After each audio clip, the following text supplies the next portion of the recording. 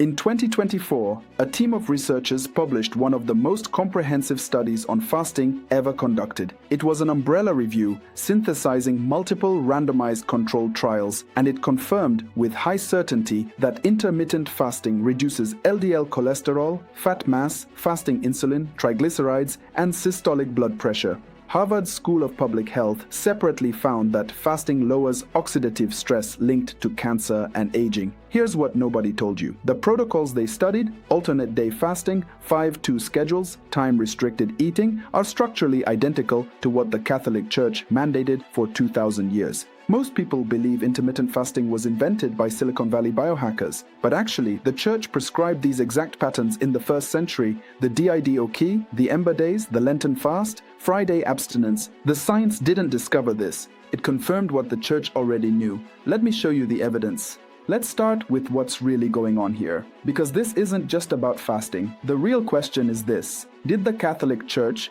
through her fasting disciplines, prescribe a health-beneficial practice grounded in divine wisdom? Or were her fasting laws arbitrary rules that just happened to overlap with modern findings? Think of it like a grandmother who always told her family to wash their hands before eating, long before anyone knew what bacteria were. When scientists discovered germ theory, they didn't prove the grandmother wrong. They proved she was right for reasons she never needed to articulate. The Catholic Church is that grandmother. She mandated fasting for spiritual reasons: penance, self-mastery, preparation for the Eucharist. And now, in 2024, clinical science confirms she was also right for medical reasons she never claimed to understand, because God, who designed both the body and the fast, knew both. The stakes are real. Catholics who abandoned fasting didn't just lose a pious tradition. According to the very science being celebrated right now, they lost a medically optimal protocol that their own church gave them for free. If you're interested in deepening your faith, hit like and tell me where you're watching from. Consider subscribing to stay rooted in Catholic truth. Support our videos, team, and tools. Link in description or scan the QR code on screen. But where does this teaching actually come from? The answer begins long before Harvard. It begins with the Hebrew word tzom, meaning to cover the mouth, to abstain from food. The Torah doesn't actually use tzom for its most important fast. Instead, in Leviticus chapter 16 verse 29, God commands Israel to practice inui nefesh, affliction of the soul. This was the Yom Kippur fast, a 25-hour total abstention from food, drink, washing, and physical comfort. The entire nation fasted while the high priest entered the Holy of Holies to make atonement. This is crucial. God himself commanded a calendared, communal, binding fast, not as a suggestion, but as law. Now look at what happens in the New Testament. Christ fasts for 40 days before beginning his ministry in Matthew chapter 4. This isn't random. Moses fasted 40 days before receiving the law in Exodus chapter 34 verse 28. Elijah fasted 40 days on his journey to Horeb in 1 Kings chapter 19 verse 8. Christ is the new Moses, the new Elijah, and the fasting pattern is the same because the author is the same. St. John Chrysostom taught this explicitly.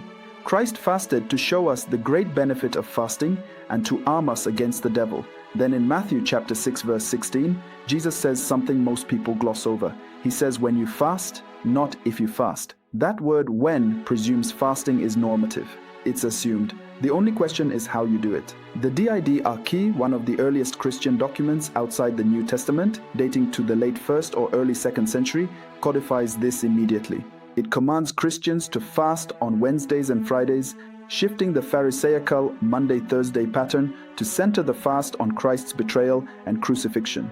This isn't a medieval invention. This is apostolic.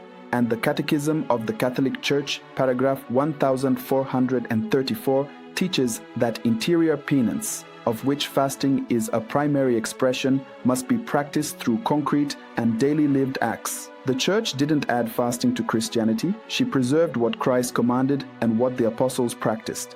So what does this mean practically for you today? Here is where the science becomes devastating. The 2024 Umbrella Review, published in PMC, examined 3 main fasting protocols: alternate day fasting, the 5-2 schedule, where you fast 2 days per week, and time-restricted eating, where you limit your eating window to 8 hours or less. Now look at the Catholic fasting calendar before 1966. During Lent, Catholics ate 1 meal per day for 40 days. That's alternate day fasting, or more accurately, daily fasting for 6 consecutive weeks. The Ember Days required fasting on Wednesday, Friday, and Saturday 4 times per year, a seasonal 5-2 variant. Friday, abstinence from meat, observed year-round, imposed weekly food restriction, and the Didache's Wednesday-Friday fast is literally a 5-2 schedule. Fast 2 days, eat 5. The overlap is not approximate. It is structurally identical. Here's the misconception most people carry. They think the church relaxed fasting because it realized fasting was unhealthy or unnecessary. That's completely false. Pope Paul VI relaxed fasting in 1966 through the Apostolic Constitution Penitentiae for pastoral reasons, to make penances more adaptable to local conditions. He never said fasting was bad, and the 2024 data shows that the pre-1966 regime, the one that was relaxed, was medically optimal. Catholics didn't abandon an outdated practice. They abandoned a clinically superior one. The Catechism teaches in paragraph 365 that the human person is a unity of body and soul. What heals the soul heals the body. Catholic anthropology, this understanding that body and soul are one integrated reality, not 2 separate compartments, predicts exactly what the science found. A discipline genuinely ordered towards spiritual good will inevitably produce physical good, because God, who designed fasting for the spirit, also designed the body that benefits from it. If this is resonating with you, drop a comment and let me know which part of the Catholic fasting tradition you didn't know about. I'd love to hear from you. Now, I know what some of you are thinking. The Protestant objection is this: mandatory fasting imposed by the church is legalistic works righteousness, adding human tradition to divine grace. They point to Colossians chapter 2 and Galatians chapter 5 to argue that Christians are free from imposed fasting schedules. But consider the evidence honestly. Christ commands it. The apostles practice it.